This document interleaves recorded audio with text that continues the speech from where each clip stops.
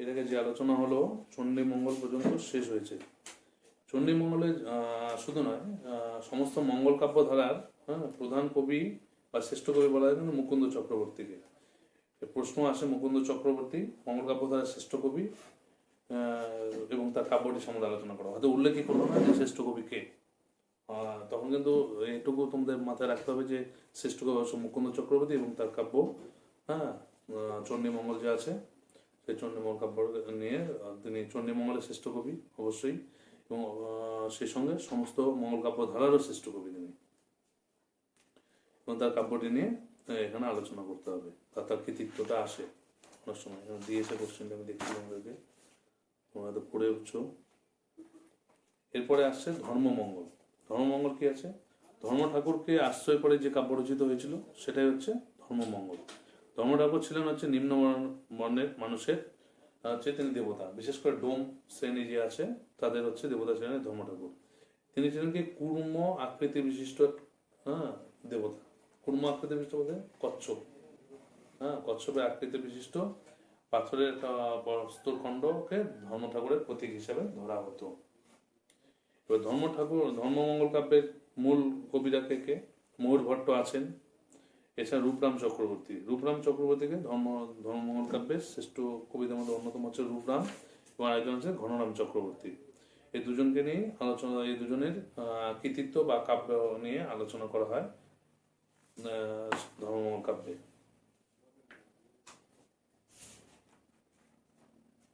আর শ্রেষ্ঠ কবি হচ্ছে ঘনরাম চক্রবর্তী। ধর্মমঙ্গল কাব্যের পরিচয় দিয়ে ঘনরাম চক্রবর্তী কৃতিত্ব আলোচনা করে। এরপরে আসছে তোমাদের চৈতন্য জীবনী কাব্য। জীবনী কাব্য তোমরা নিশ্চয়ই জীবন নিয়ে যে কাব্যগুলো রচনা করা হয়, বায়োগ্রাফি টাইপ অনেকটা, সেই কাব্যগুলোই হচ্ছে জীবনী কাব্য। তো আমাদের বাংলা সাহিত্যে সবচেয়ে জীবনী কাব্য যেগুলো উল্লেখযোগ্য তার মধ্যে হচ্ছে চৈতন্যদেব, যিনি একজন ভক্তি আন্দোলনের প্রচারক ছিলেন, যিনি সম্প্রীতির জন্য তিনি তার ধর্ম প্রচার করেছিলেন। সেই সময় অরাজকতা চলছিল সমাজে, সেই অরাজকতা দূর করার চেষ্টাই এই চৈতন্যদেব করেছিলেন। তাকে নিয়ে যে কাব্যগুলো রচনা হয়েছে সেগুলো মনে হবে চৈতন্য জীবনী কাব্য।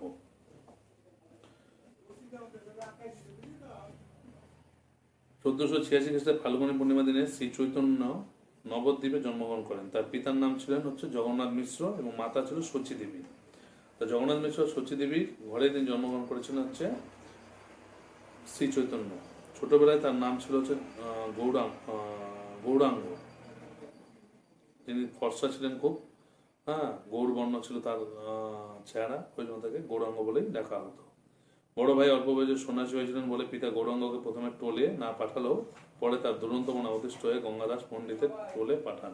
সে সময় তো স্কুল কলেজের ব্যাপারগুলো ছিল না, সেগুলো টোল ছিল, টোলগুলোতে পাঠানো হতো। তো এই টোলে প্রথমে পাঠাননি, যেহেতু তার বড় ভাই টোলে গিয়ে সন্ন্যাসী হয়েছিলেন। কিন্তু পরবর্তীতে তার দুরন্ত মনে অতিষ্ঠ হয়ে তার বাবা মারা তাকে টোলে পাঠান, এবং সেই যুগে নবদ্বীপ ছিল বাংলাদেশের সর্বপ্রধান বিদ্যাকেন্দ্র এবং নব্যন্যায়ের পীঠস্থান। অল্পদিনের মধ্যেই নিমাই নানা শাস্ত্রে অসাধারণ জ্ঞান অর্জন করে পণ্ডিত সমাজে অগ্রগণ্য বলে খ্যাতি লাভ করেন, এবং পিতার দেহত্যাগের পরেই নিজে টোল খুলে শিক্ষকতা শুরু করেন। লক্ষ্মীপ্রিয়াকে বিয়ে করার কিছুদিন বাদেই তিনি পূর্ববঙ্গ ভ্রমণে যান এবং বেশ কিছুদিন সেখানে নানা স্থানে পরিভ্রমণ করে শেষে নবদ্বীপে ফিরে আসেন। এদিকে সর্বাঘাতী স্ত্রীর মৃত্যুর পরে মাতাকে সান্ত্বনা দেওয়ার জন্য বিষ্ণুপ্রিয়াকে বিয়ে করেন। প্রথম বিবাহ যে স্ত্রী তিনি সর্বাঘাতে মারা যান, এবং তারপরে তিনি বিষ্ণুপ্রিয়াকে বিয়ে করেছিলেন। 16 বছর বয়সে গয়াধামে পিতার পিণ্ডদান করতে গিয়ে সন্ন্যাসী ঈশ্বরপুরীর কাছে নিমাই গোপাল মন্ত্রে দীক্ষা গ্রহণ করে, এবং সেদিন থেকে তার জীবনে দেখা দেয় ভক্তিরসের প্লাবন ধারা, শুরু হয় জীবনের নব অধ্যায়। এরপর থেকেই চৈতন্য জীবনে নতুন একটা অধ্যায় সূচনা হয়, এবং নবদ্বীপে ফিরে নবরূপেই নিমাই আত্মপ্রকাশ করেন, এবং পণ্ডিতদের অহংকার দূরে নিক্ষেপ করে খণ্ড বিচ্ছিন্ন সমাজ জীবনে ঐক্য এবং প্রেম আনবার জন্য হরি সংকীর্তন শুরু করেন। এবং তার মধ্যে যে তিনি যে বিভিন্ন জ্ঞান অর্জন করে যে পণ্ডিত হয়েছেন, সেই পাণ্ডিত্যের যে অহংকার সেটা বিসর্জন দিয়ে তিনি মানুষের মধ্যে প্রেম ভাব এবং সম্প্রীতি সৃষ্টির জন্য তিনি হরি সংকীর্তন শুরু করেন। এবং 24 বছর বয়সে কাটোয়ার কেশবভারতীর কাছে তিনি নিমাই সন্ন্যাস ধর্ম গ্রহণ করেন। এরপর তার নাম হয় শ্রীকৃষ্ণ চৈতন্য, সংক্ষেপে শ্রী চৈতন্য। এরপর কিছুদিন শান্তিপুরে অদ্বৈত আচার্যের গৃহে থেকে তিনি পদব্রজে পুরী যান এবং সেখান থেকে প্রথমে দাক্ষিণাত্য, মহারাষ্ট্র এবং গুজরাট ভ্রমণ করেন। দ্বিতীয়বার শান্তিপুর, গৌড়, রামকেলি। এই রামকেলিতে অবস্থানকালে হুসেন শাহের 2 মন্ত্রী সাকার মল্লিক, সনাতন এবং দবির খান রূপ শ্রী চৈতন্যের সঙ্গে মিলিত হয়ে সন্ন্যাস গ্রহণ করেন। এবং তৃতীয়বার তিনি ঝাড়খণ্ড, কাশী, মথুরা, প্রয়াগ, বৃন্দাবন ঘুরে আসেন এবং তীর্থ ভ্রমণে তার মোট 6 বছর লেগেছিল।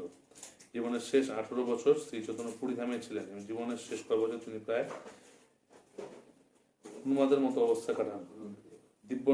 দিব্যন্মাদ মানে তার মধ্যে যে দিব্য জ্ঞান, তাতে তিনি উন্মাদ হয়ে এরকম অবস্থায় তিনি তার জীবন কাটিয়েছিলেন শেষ কয়েক বছর।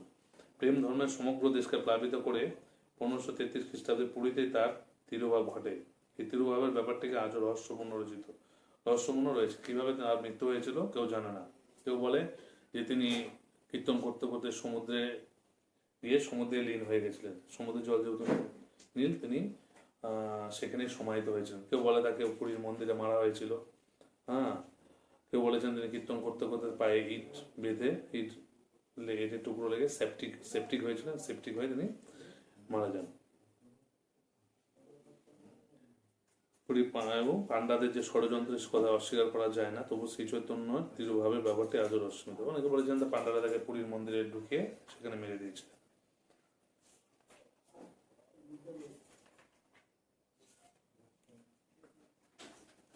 জীবনী সাহিত্যের মধ্যে দেখো, চৈতন্য জীবনী সাহিত্যের মধ্যে মূল হচ্ছে মুরারি গুপ্ত। চৈতন্যদেবের সহপাঠী বা পরবর্তীতে তার ভক্ত এবং অন্তরঙ্গ হয়েছিলেন এবং মহাকাব্যের রীতিতে মুরারি গুপ্তের রচনা এই জীবনী গ্রন্থখানি শ্রীকৃষ্ণ চরিতামৃত সংস্কৃত ভাষায় লিখিত হলেও মুরারি গুপ্তের কর্চা নামে গ্রন্থখানি সুপরিচিত। মুরারি গুপ্ত যে গ্রন্থটা লিখেছিল, জীবনী গ্রন্থটা শ্রী চৈতন্যের উপর, কারণ শ্রী চৈতন্যের খুব কাছের মানুষ ছিলেন মুরারি গুপ্ত, তার বন্ধু। তো তার এটার নাম হচ্ছে মুরারি গুপ্তের কর্চা নামে পরিচিত ছিল। এরপরে পরমানন্দ সেন, কবি কর্ণপুর, চৈতন্যের অনুচর বা শিবানন্দের পুত্র পরমানন্দ সেন, তিনি চৈতন্য প্রায় 143টি শ্লোকে চৈতন্য চন্দ্রামৃতম নামে একখানি চৈতন্য স্তব কাব্য রচনা করেন। এবারে বৃন্দাবনন্দ দাসের চৈতন্য ভাগবত, লোচন দাসের চৈতন্য মঙ্গল, জয়ানন্দের চৈতন্য মঙ্গল, মোটামুটি এই কবিরা চৈতন্যকে নিয়ে বিভিন্ন তার জীবনী কাব্য রচনা করেছিলেন। কিন্তু এদের মধ্যে সবচেয়ে বিখ্যাত হচ্ছে, যেটার উপর তোমাদের আসে, যে চৈতন্য জীবনী কাব্যের মধ্যে উল্লেখযোগ্য আছে কৃষ্ণদাস কবিরাজ, তার গ্রন্থের নাম হচ্ছে চৈতন্য চরিতামৃত। এবং সেই কাব্য এবং এই কাব্যের সম্বন্ধেই তোমাদের কাছে তোমাদের কোশ্চেন আসবে যে কৃষ্ণদাস কবিরাজের কাব্য এবং বা কবির কৃতিত্ব সম্বন্ধে আলোচনা করে চৈতন্য জীবনী কাব্য সম্বন্ধে আলোচনা করব।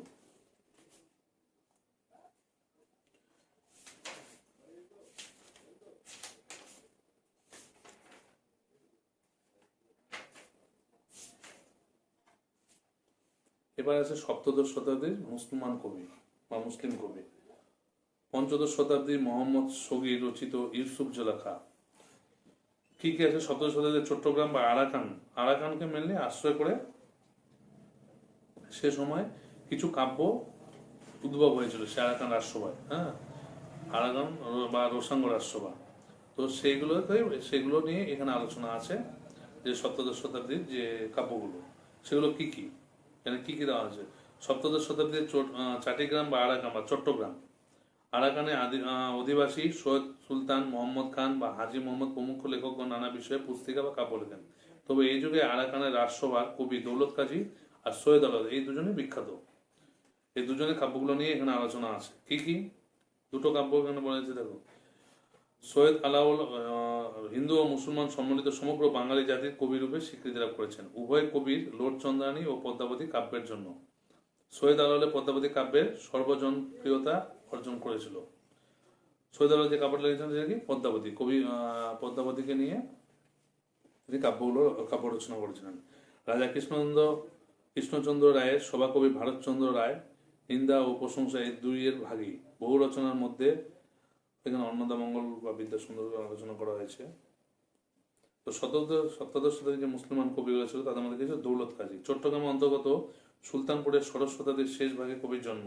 তিনি আরাকানের বৌদ্ধ নরপতি থিরিথুধর্মার বা শ্রী সুধর্মার রাজসভায় উপস্থিত হন এবং আরাকান রাজ তার পাণ্ডিত্য এবং কবিতার জন্য সমাদর গ্রহণ করেন। সেখানে তিনি সেনাপতি আশরাফ খানের নজরে পড়েন এবং নানা দিক থেকে কবিতার কাছে সাহায্য পান। শ্রী সুধর্মার শাসনকালে স্থিত ছিল। সে সময় দৌলত কাজী লোটচন্দ্রী বা সতী ময়নার গান রচনা করেন। কবির অকাল মৃত্যুতে কাব্যগান অসম্পূর্ণ থেকে যায়। পরে আলাওল শেষ করেন 1659 খ্রিস্টাব্দে। কবি কাহিনী কি আছে? কাব্য কাহিনী যে পদ্মাবতী বা লোটচন্দানী কাব্যের গুহারি রাজকুমারী চন্দানীর সঙ্গে এক নপুংসক বামনের বিয়ে হয়। মৃগয়া সূত্রে চিরদুঃখীর চন্দ্রানীর সঙ্গে রাজা লোরের সাক্ষাৎ হয় এবং প্রেম হয়। মৃগয়া সূত্রে বলতে শিকার করতে গিয়ে রাজা লোরের সঙ্গে সাক্ষাৎ হয় তার চন্দ্রানীর এবং তাদের মধ্যে একটা প্রেমের সম্পর্ক তৈরি হয়ে ওঠে এবং এর পরিণতিতে বামনের সঙ্গে লোরের যুদ্ধ হয়। যার সঙ্গে প্রথম বিয়ে হয়েছিল তার স্বামীর সঙ্গে রাজা লোরের যুদ্ধ হয় এবং যুদ্ধে বামন নিহত হয়। লোর গোহারি দেশের রাজা হন। তিনি চন্দ্রানীকে বিয়ে করে মহানন্দে মগ্ন হন। এদিকে লোরের স্ত্রী ময়না, রাজা লোর তার আগে বিবাহিত ছিলেন। তার স্ত্রীর নাম ছিল ময়না। বিরহ যন্ত্রণায় ক্ষতবিক্ষত হয়ে শিব দুর্গা আরাধনা করেন এবং ছাতন নামে এক লম্পট রাজকুমারের কুপ্রস্তাব ময়না ঘৃণা ভরে প্রত্যাখ্যান করেন এবং কবির অকাল মৃত্যুতে এখানেই দৌলত কাজী কাব্য সমাপ্ত হয়। এবং পরবর্তীতে কাব্যটা কি হয়? দৌলত কাজী লোটচন্দ্রের সাথে মনে কাব্যখানি হঠাৎ সেখানে শেষ হয়েছে। এই অসমাপ্ত অংশটি কবি আলাউল দক্ষতার সঙ্গে শেষ করেন। এই অংশটি কবির মৌলিক রচনা। সতী ময়নার যে অংশটুকু তিনি সংযোজন করেছেন তা হলো দৌলত কাজীর বিয়োগান্তক পরিণতির শেষে মিলনান্তক সংযোজন। মানে প্রথমে বিরহ বেদনা দেখানো হয়েছিল, বিয়োগ দেখানো হয়েছিল যে তারা একে অপর থেকে আলাদা হয়ে গেছিল। তারপরে কিন্তু এখানে কি করেছিলেন? সতী ময়না নামে যে পরবর্তীতে যে অংশটুকু সংযোজন করেছিলেন সেখানে মিলন দেখানো হয়েছিল। তার লেখা দেখা যায় বিরহ যন্ত্রণা কাতর ময়নাকে প্রলুব্ধ করতে এসেছে কুট্টুনি নামে একজন মহিলা। তবু তার প্রলোভনের ফাঁদে ধরা না দিয়ে সতী ময়না তাকে মেরে তাড়িয়ে দেয় এবং একাকিত্বের হাহাকার থেকে কবি সতী ময়নার জীবনে কিছুটা স্বস্তি দিতে সৃষ্টি করেছেন এক সখীর চিত্রকে। সেই সখীর নানা উপকথার মধ্যে দিয়ে কবি ময়নার বিরহ যন্ত্রণা লাঘব করতে চেয়েছেন। যে মিলনান্ত উপকথাটি সখী পরিবেশন করেছেন তার দ্বারাই উদ্বোধিত হয়ে সতী ময়না এক ব্রাহ্মণকে দূত করে পাঠিয়েছিলেন স্বামীর কাছে। বহুকাল পর স্বামী লোর চন্দ্রানী সহ ময়নামতির কাছে ফিরে আসে। তারপর ভুল বোঝাবুঝি চির অবসান হয় এবং দুই সতীনের স্বামীর সেবা যত্নের মধ্যে দিয়ে মহানন্দে দিন কাটে। এটাই হচ্ছে সৈয়দ আলাউল তার কাব্যে পরবর্তী তুলে ধরেছিলেন।